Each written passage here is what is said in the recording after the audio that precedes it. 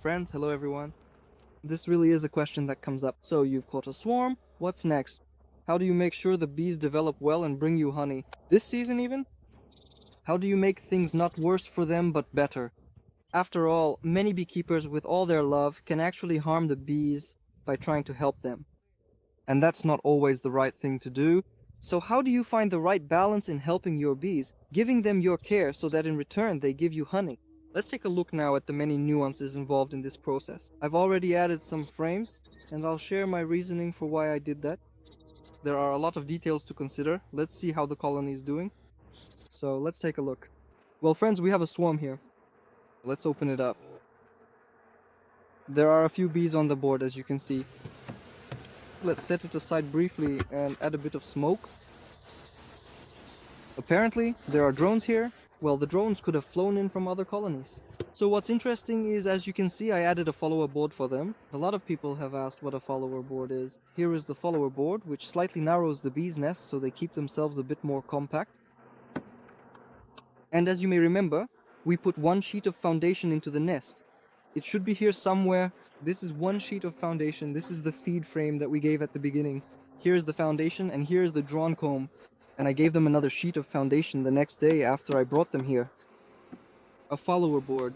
Because I saw that the bees had already drawn it out. They literally drew out this foundation completely overnight.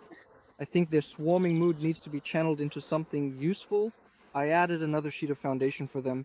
But I wouldn't have done that if I hadn't seen how full it was. Bees in the spaces between the frames. Just like we see here, there are enough bees in the spaces between the frames. You see the bees are crawling here, and here, and here. You'll be able to see this now. When I start taking out the frames now, you see there are a few bees on the follower board, and then we look at the frames. You see the bees are completely covering the frame. On both sides. So it's definitely not unnecessary here. Well, that's for sure. Now we're interested to see if there are any eggs in this frame. For that, we'll blow gently on the bees. You see they immediately started to scatter. Now let's look into the cells. The cells are empty. Let's check a bit more. On the other side, also empty. Interesting. We can see there's a little bit of bee bread. They've already started bringing it in. It's also interesting that they've already brought in a bit of honey, or rather nectar, so to speak. More likely nectar, to be precise. Yes, on the other side, the cells are also empty. Yes, you see, right there is the nutritious bee bread. You can clearly see all of these vibrant, colorful, and very densely filled ones right here in the hive. These are all cells with bee bread. We set this frame aside. On the outermost frame, we don't have, eggs. There's a little bit, some food stores and bee bread. Before doing anything with the colony, you must fully understand the mechanisms of how it works, what it is doing, and how it lives in general. Here you see there's a wax foundation, and they've drawn it out, just a piece like this. They've drawn it out rather weakly. You see on this side as well, there's a little tongue of wax that's been drawn out. The bee coverage is, well, normal, you could say. Because sometimes the coverage is much weaker.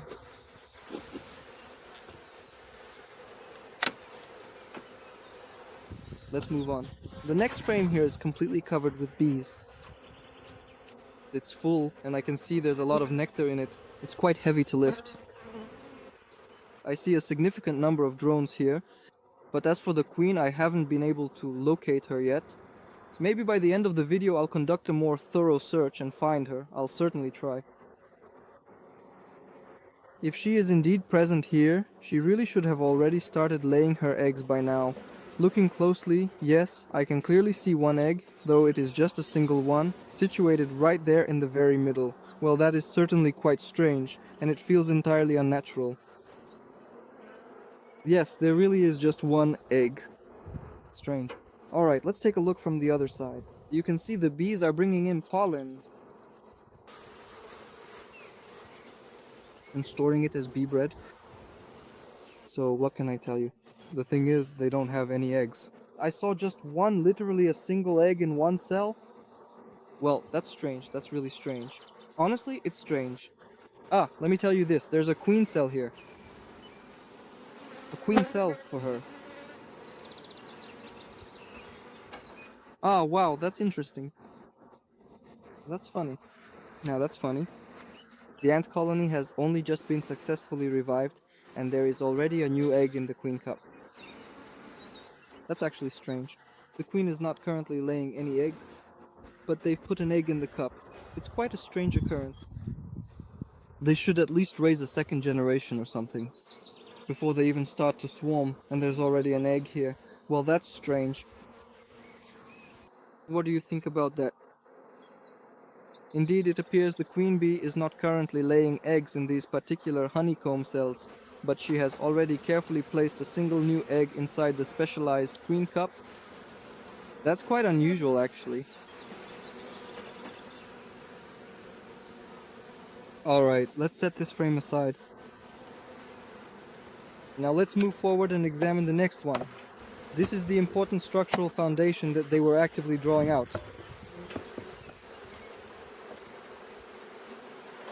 What an absolutely stunning, white, exquisitely hand-drawn frame. Ah, and here we see a perfectly smooth egg. An egg and such a wonderful queen cell. Well, not a queen cell, how should I put it? A cup.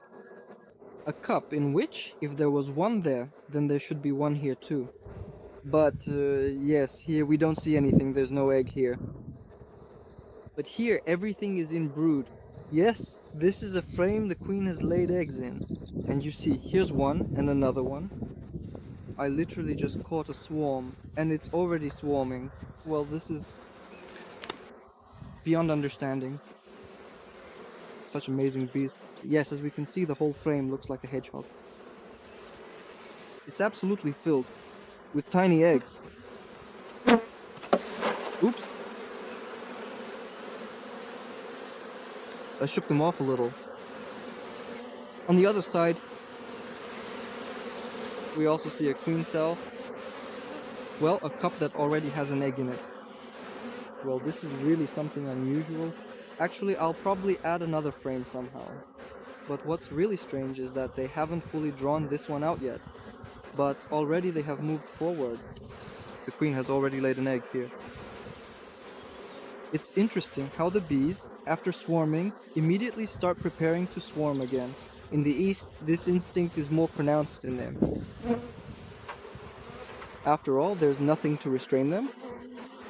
There isn't much brood at all. It would be beneficial for the colony to at least attempt to increase production and lay a bit more brood. Yes, on the side by the wall, our frame is also completely empty and vacant, without any eggs. On the side of the frame, yes, the queen hasn't deposited any of her drone eggs, because drone eggs are typically and predominantly laid up here at the top. There are more cells here. Yes, and on the side of the frame you can also see an egg. 3-day-old, 1-day-old. Maybe you'll be able to see it. All these cells here, they're filled with eggs. So we can conclude that they do have a queen, the queen is working, the bees are bringing in pollen, and are developing well. However, it's a very strange situation.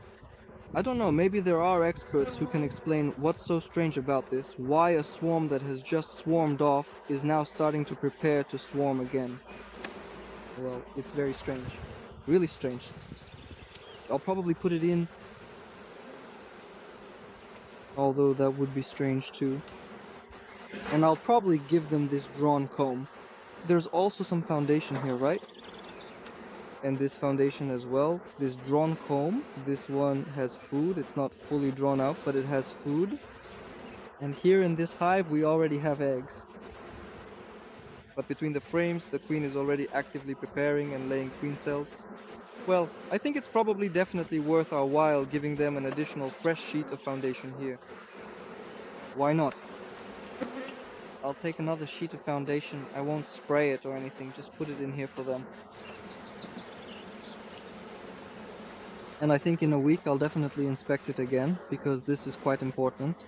Strange, really strange. To me, it's nonsense, honestly, when a swarm immediately starts swarming again. I've never heard of such a thing.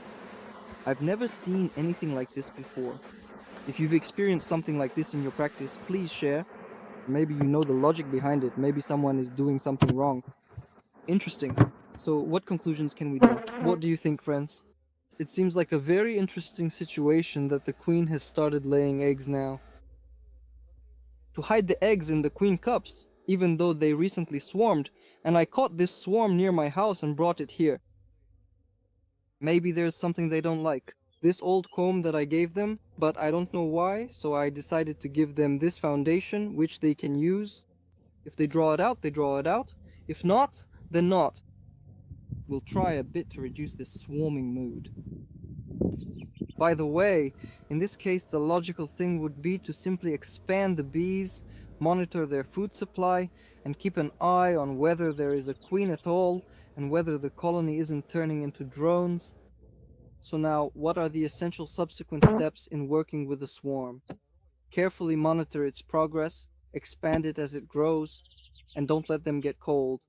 Because right now, at the very least, the weather is still highly unpredictable and unstable. Although once the active swarming season begins, you will no longer truly need to worry about them getting cold, since there won't be any frost at night.